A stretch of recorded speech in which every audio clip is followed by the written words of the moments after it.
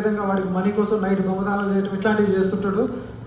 Drugs తీసుకునేవాడు, గంజాయి తీసుకునే క్యాండిడేట్ మీ అమ్మట్లుంటే మీరు అటువంటి వ్యక్తితో ఫ్రెండ్షిప్ చేశారు అనుకోండి, మిమ్మల్ని కూడా చంపేసే అవకాశాలు ఉంటాయి. సో ఎటువంటి పరిస్థితుల్లో డ్రగ్స్ని ఎంకరేజ్ చేయొద్దు.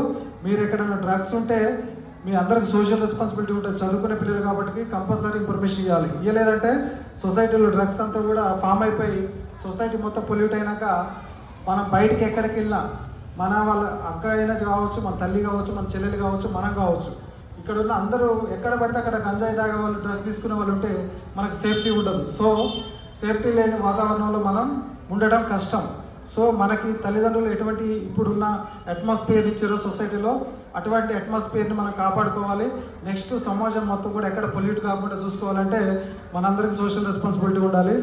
డ్రగ్స్ టోటల్గా వరల్డ్లో ఎక్కువగా ఆఫ్ఘనిస్తాన్లో 90% ఎక్కువ బయటకు రిలీజ్ చేస్తుంది. అదేవిధంగా కొన్ని